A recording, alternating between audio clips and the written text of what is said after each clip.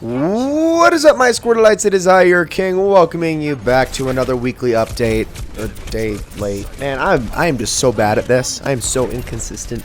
But, anyway, at least it's here. Okay, that's a good thing. So, few things. Channel related, I guess, again. I'm going to start trying to record these, at least the first impressions ahead of time now so they don't fall behind on them anymore. I know it's usually a weekly thing, but I guess now that I'm not doing the voting for what you want to see next, that's kind of that's kind of pointless to record it once a week.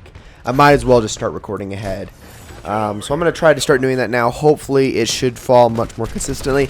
I'm still debating on whether or not I want to make Saturday or Sunday that upload day, but lately it's been Sunday a lot. However, I would like for it to fall on Saturdays for the most part. Considering Saturdays just kind of are traditionally more of a special upload day than Sundays are, because Sundays are just, I don't know, I feel like it's just a very common thing that Sundays are typically a much more, I guess they're much more laid back weekend days than Saturdays are. So a lot more goes on a Saturday than it does on a Sunday, and as a result, a lot more interesting things happen, and hopefully first impressions passes as that interesting thing in some way or another. I've also gotten a few things recorded that, you know, I said I was going to be working on, like catch-up videos and whatnot. I actually have Super Monkey Ball 2 done. That's done now. Not in the most graceful manner, but regardless, it is complete. I don't need to record any more for that. I actually have my entire stack of games I still have to catch up on just sitting right over here. And I'm going to continue to work on those. I'm not even going to start uploading them until Firewatch is done, which that started, and that's been fun. I've actually been really pacing myself in recording that game, and I don't quite know why. I feel like, I don't know, I feel like I'm just burned out after very small sessions of it. Then again, I feel like I've been burned out after very small sessions of almost any game. The office that I work in, that I do all my recording in, gets extremely hot very quickly, like really, really hot. I have a fan that I typically turn on to keep my computer cool, because I don't know what's the deal. I mean, I've cleaned out the computer completely, but yet it still produces a fair amount of heat. So I try to turn on the fan to balance out that heat so it doesn't make the room ridiculously warm. It gives off a lot of heat, but the computer itself stays relatively nice. It just means that I'm the one who receives all that heat. So I try to keep this fan on, which I obviously can't do while I'm recording. It makes too much noise. On top of that, to circulate the air more, I try to open up my door, and my air conditioning it doesn't really pump into the individual rooms really well. The way my apartment is set up is I've got two bedrooms that kind of are like an L shape from one another. They're angled off, going off in different directions from the main room, and they only have one vent each, and it's not even a very large vent. The main room has several of them, so typically if I want to circulate the air well, I just have to open up all the doors. Obviously I can't do that either when I'm recording, or I'm going to get a very bad echo. So things just get very, very hot, and it just makes recording in long stints extremely difficult. Then again, it is the hottest time of the year. I'm hoping that's not the case as we get later into the year, but it just makes recording such a chore right now. And I know, little first world problems, but you know, whatever. I don't like the heat, man. I don't do as well in the heat as I do. I hate extreme heat more than I hate extreme cold. I can deal with extreme cold better. So I would much rather prefer that than ridiculous heat, because it wears me out. It gets me exhausted. I get tired, and I don't know. It kills all my motivation to do things. But that aside, enough complaining about that. In the coming weeks, actually, in the coming couple weeks, there's a few things. So one, I think by the time the next update comes out, Abzu will have come out. That's the game from most of the same team that made Journey. It literally is just Underwater Journey. It's got the same composer doing it. It's got a very similar art style. Again, it's most of that game company that created the team that is behind Abzu. And I have that game on pre-order, and hoping to get a playthrough of it done before I start recording a Let's Play of it. And if for some reason it's not very good, then I will just forego that entirely. But for the most part, I would expect that Let's Play to come at some point in the near future. Maybe also after Firewatch. I mean, mingled with all of the catch-up videos that I'm doing. Because I don't think it's going to be very long. Based on Journey, it shouldn't be more than 6 to 8 episodes at the most. The very, very most. So, so that's happening. And then a week after that comes No Man's Sky, which I actually just canceled my pre-order for. Not saying I'm not going to get it pretty much when it comes out. It's just that, one, when it comes out, I won't have time to play it for like 3-4 days. So, as a result, I think it would almost just be better if I just waited for the reviews to come out and then waited for the general first day reaction before I grabbed it. And that way, if I do grab it, I can order it on Amazon, and by the time I'm able to play it, it will have arrived. So, I think that's just going to be better for me. I'm actually going to be going out of town for 4 days for an entire weekend, and I'm going to be unable to record or edit or upload anything during that time frame, or just play anything in general. So that is going to kind of throw a wrench in that. So No Man's Sky, I'm not going to be able to jump on it immediately. If it's any good, that's going to kind of stink. But at the same time, I wasn't really planning on jumping into it too heavily right from the get-go. But I think it would be fun to, do some exploring and see what the game has to offer, if it is really as good as it says it is, or as they say it will be. I mean, it just seems a little bit too ambitious. I mean, I was kind of sold on just the exploration aspect, but all these survival and trading elements that are now in it are starting to turn me off just a little. I don't want to jump to conclusions too much in that regard either, but I don't know. I feel like they're doing a little bit too much with something that's already very ambitious. So hopefully that doesn't hurt it in the long run. I have a small feeling that it will, but we will just have to wait and see. The other thing I wanted to talk about was the NX, because the NX information came out actually today, the day I'm recording it, which is Tuesday.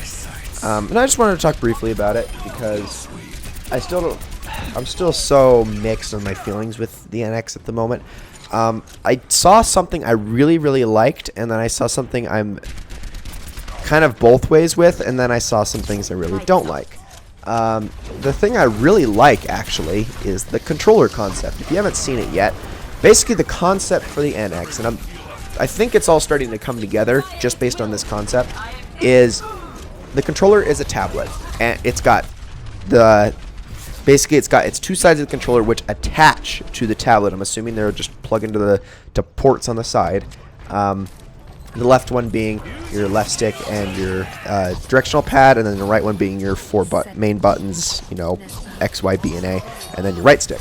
And those plug into the side of the tablet, and the tablet acts as a screen. That is a handheld device. That right there is a handheld controller, okay? You can take that with you. You do not need to have it hooked up to any other box or system or anything. It just goes with you, and that's it. It's a complete handheld, which is why I believe that the 3DS is going to be the last handheld exclusive controller we see. I think the NX is a direct replacement of it. I also think the NX is a direct replacement of the Wii U. I think it's just both. I think they're not trying to market one or the other anymore, or they're not trying to balance the two. They want to just make it one unit. So you buy the NX. That's why I think those rumors about the handheld version coming out and then the console box coming out a year later are probably really relevant, because I'm assuming it's just a handheld, and all the games will work on it. So you'll be able to play your Pokemon and your Mario Karts and your Super Smash Brothers all on the same freaking system. Okay? And they're saying it's cartridge-based. Now, this is the thing that I'm really not too sure about. Because, first of all, cartridges don't hold as much as discs. They just flat out don't. At all. So, that, while, yeah, it's a novelty and it's kind of a cool idea, I can't wait to, I do think that being able to use cartridges again would be kind of neat. But at the same time, that pretty much cripples third-party support and AAA support, like, completely. Because as far as I know, their ambitious idea is that the cartridges are going to be 32 gigabytes in size. Okay, that's pretty small still compared to what discs. I'm pretty sure, at least compared to what the discs have. I think they're at a 50 gigabyte limit now. And here's the thing: games are only going to keep getting bigger in file sizes. They're just going to keep growing. All right. You may be able to limit your first-party games to work there, but any game that needs to be ported over from, like, let's say the PS4, Xbox One that exceeds that is either going to have to be downgraded significantly in quality or just flat out won't work. Second of all, it has the whole system has the graphics card of a medium to high-end Android tablet. Okay? As a handheld, that sounds great. If that's the same card or that we're going to be running the console off of, that's awful. That makes its specs even worse than the Wii U, worse than the PS3. Almost as I wouldn't say quite as bad, but not much better than the Wii. Okay? That's bad. Or potentially bad, I guess. So hoping that this handheld runs at those specs, because that would make it significantly more powerful than the 3DS, which is good. I mean, I think that's the reason I still like the Vita more, is just because it's more technically impressive, and you know, the games it runs so much better than the 3DS does, and you know, I think that's a step in the right direction. However, the console aspect of it, I wonder how they're going to cover that. They're supposed to have like an additional box that's like supposed to be a pass-through. I'm assuming it's going to be how you run your games at 1080p. I'm assuming it's going to actually bear the brunt of the work when you've disconnected your tablet or whatnot, because the controllers are detachable, and apparently you can detach them from the tablet and then to each other to just make a smaller controller, which actually looks a little bit silly now that I think about it, because it's like I mean, just the two ends of it. And granted, the only picture we saw was a rough sketch. It wasn't actually a direct representation of how it's going to look. It was just an idea. But I wonder how those are going to connect together and not be a very, very tiny controller. And that's bad. You don't want a really a super tiny controller. That's not good. It's cumbersome. It makes things awkward. You don't want that. But you know, I'm just wondering how they're gonna make that work, because it just worries me, because every single time Nintendo tries to innovate, they take it too far. They want to make a gimmick out of it. They want to make something, you know, they want to make something that's super unique to that feature, okay, with all of their software. And I'm sorry, but we're tired of that. We got tired of that halfway through the Wii's life cycle, all right? We're at the end of the Wii U's life cycle now, heading into another system, and they're still doing it, okay? They did it with Star Fox Zero, all right? They're still doing it with their 3DS games that they're releasing, such as Federation Force, and they're still doing it with Paper Mario Color Splash. They're still pulling that, and we're tired of it. And I want to know when they're going to stop, because I fear that they won't, because the thing about Nintendo is Nintendo takes a lot of direct feedback from its Japanese audience, which very, very heavily disagrees with its American audience. Not always, not in every regard, but a lot of times things that, you know, we just find gimmicky here in America are things that Japan actually tends to like and accept a lot more. And, you know, Japan's direct sales, you know, while, you know, not near as large as the sales in America and whatnot, because, let's be honest, their country is just a lot smaller. Those are just the kinds of numbers that Nintendo cares about so much more. And I just feel like, you know, no matter how much, you know, everyone else is just sick of it, the audience that they care about the most isn't. And that's who they're just going to, you know, I mean, and it makes sense. It makes sense. That's who they care about the most, so that's who they're going to keep listening to and who they're going to keep gathering feedback from. But I wish they would broaden their appeal more, okay? because that's the thing about Nintendo, is Nintendo is at its strongest with its core software, okay? Our favorite games are from Nintendo have always been the games where the most you have to do is press a button. All right, buttons are the easiest. They are the easiest way to play a game. They're the most responsive. They're the most fluid. They are the most accessible. They require no extra thought whatsoever. All right, they are so much more responsive than any swinging Wii remote or any, gyroscope feature, any of that stuff.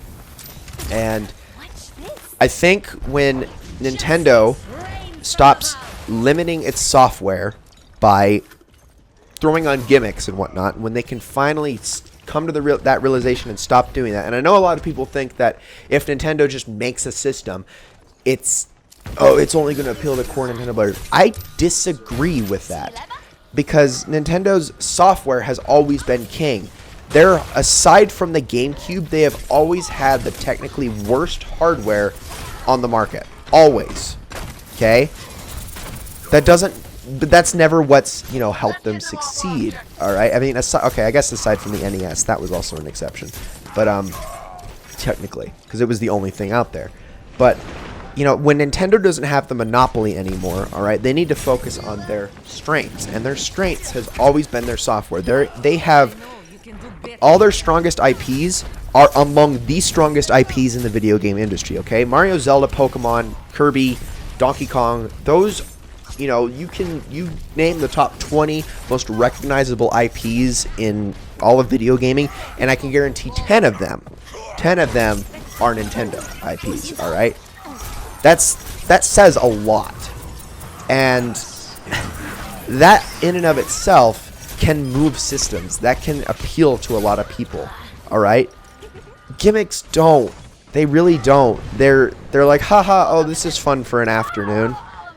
That's it. That's all they can be. That's all they ever will be, all right? I just hope Nintendo figures that out with the NX. If they can do that, I think they'll have an amazing system on their hands, because I'll be honest, big part of the reason I didn't enjoy the Wii U's library so much, and I think a lot of people didn't enjoy the Wii U's library so much, is because it shot itself in the foot. Does that mean it had bad games? Well, no. But they were games that were so inaccessible, and games that you had to go so far out of your way to get, and games that really just weren't worth the effort that Nintendo made them, or made you put into to get them. That's why it suffered so much. And to be honest, yeah, they were gimmicky. They were. And I think if Nintendo figures that out with this next system, it will be great. I will always believe in the strength of the Nintendo brand. Even if the company so much I've kind of just lost complete faith in. And I think whenever somebody steps in and takes that brand and makes it into what it should be, or turns it into what it should be, it will succeed and it will become the best again. But I'm just waiting for that to happen. And it doesn't look like it's going to happen with the NX, not to be pessimistic. But anyway, that's my little rant. I didn't mean to rant. I always rant. Why do I do that? I don't know. I'm just tired. And it's hot in here already. Oh my gosh, I swear just in this 19-minute video, this room's gone up by like 10 degrees Fahrenheit. So I need to turn this off, but first impressions still going to be coming this weekend. I've still got steady uploads going. Fallout 4 is actually ending very, very soon, so I'm going to have to replace that with something. Oh no, what's it going to be? Well, you'll find out. Thank you all so very much for watching, and I will see you all in the next one.